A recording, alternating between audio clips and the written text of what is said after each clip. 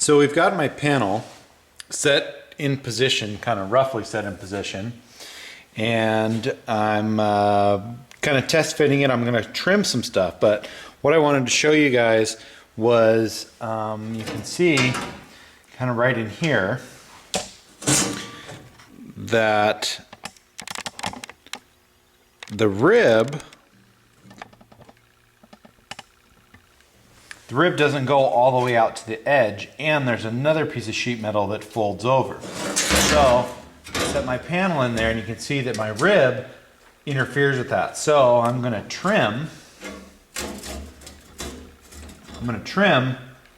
my panel, my repair panel, out right on that location so that it'll sit down correctly and follow the same contour as the original floor pan. On top of that, I went ahead and traced around the floor pan, my replacement pan, so that I know where to cut. And I'm just going to take the body saw and cut just on the inside of that Sharpie mark all the way around, and then remove all of this material. So I clearanced the panel, as you guys can see here, and I've gone ahead and marked around the outside of it with the Sharpie so I can cut it out with the body saw. I'm going to use a combination of a little air-powered body saw and a die grinder with a cutoff disc. I'll have the die grinder cut a hole, a slot for me to start with the saw. And the reason I like to use the saw is because I feel like I've got a little bit more control over what I'm cutting into, as well as I can do a little bit better job without overcutting on the corners.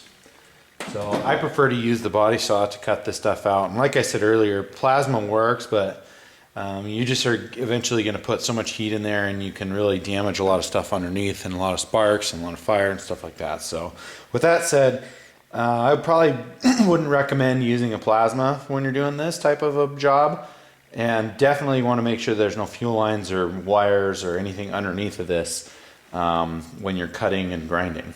So we're going to do that. And one final note I'm going to say about this is, you guys might be wondering, well, I thought it was working on the passenger side. Well, yeah, I started this panel on the passenger side, but as it turns out, after I got the rib put in it, it actually fits substantially better on the driver's side. So I'm going to use this panel on the driver's side, and then I'll go back and fabricate another panel for the passenger side.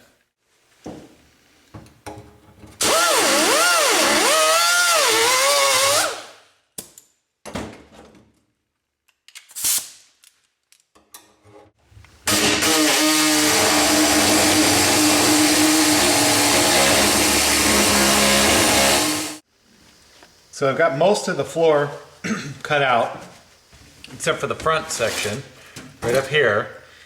And the reason I stopped is because there's a body mount that goes over into that. And so what I'm going to do is I'm basically just going to cut around that body mount for now, and then slowly grind away at these spots where it's being held pretty securely.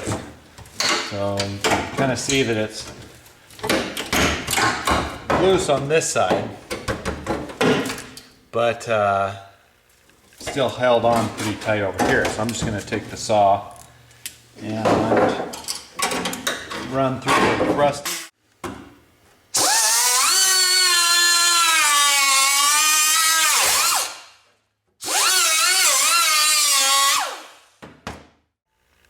Okay, so I've got the bulk of the floor plan taken out, and I'm left with this rusty section in the front. And I don't know if you guys can see it, but I'll bend that up, and you can see there's a big body brace right here and a frame mount. And what I'm actually going to use is I'm going to use the air hammer with the chisel and peel away this sheet metal from the body mount support, and hopefully try to knock all this extra rusty stuff out of here. We'll see how it goes.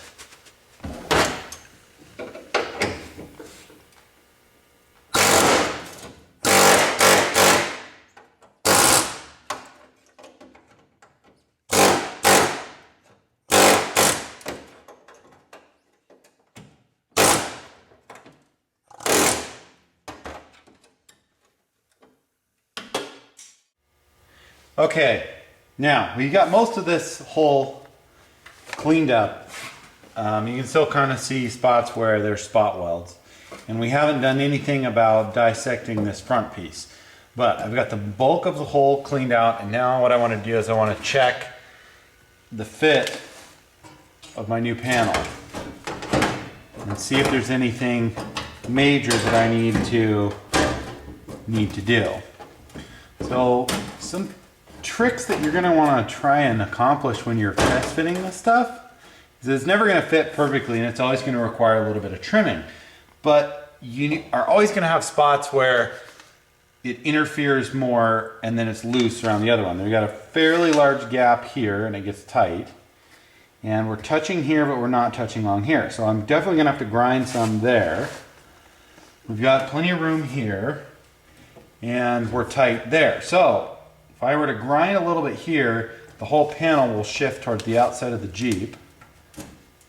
And then almost all this stuff will be a nice clean gap to weld to. Our rib is a little bit narrow, but that's okay because once it sits down in there we can weld that and then blend it in and nobody will really know the difference, especially if you put carpet on it. And we're looking good up here. So now the next step is to make a template, make our new piece for here, and then cut all this out, clean up any rust or debris inside this cavity, and then weld the new piece in. So I want about a two down and 3 3/4 with my bend at approximately 2 inches. I know you guys can't see that, but I want it, the total length of the piece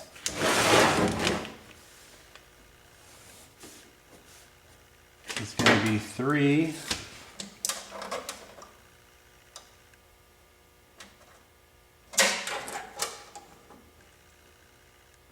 Well, you see here, it actually tapers. It's kind of a wedge. It gets narrower up in this area than it is back here. So,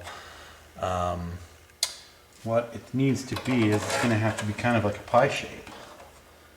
It's going to have to go from 3 3/4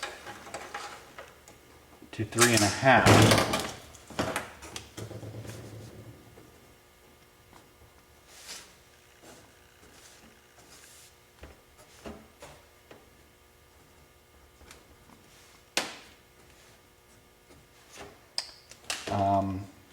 With my bend 2 inches from the top. So it's going to have to be kind of a pie shaped with my dimensions here. And the only dimension I'm missing is what this is. So 16 1/2. So we want this.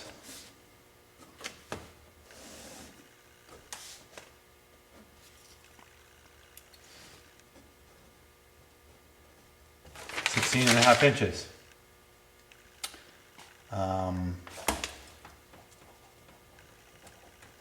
We'll go over to the plasma, cut that straight, make a mark right in the middle at 2 inches where we're going to have the bend. Then we'll figure out exactly what angle we need to bend it at and then put it in the bending brake and bend it.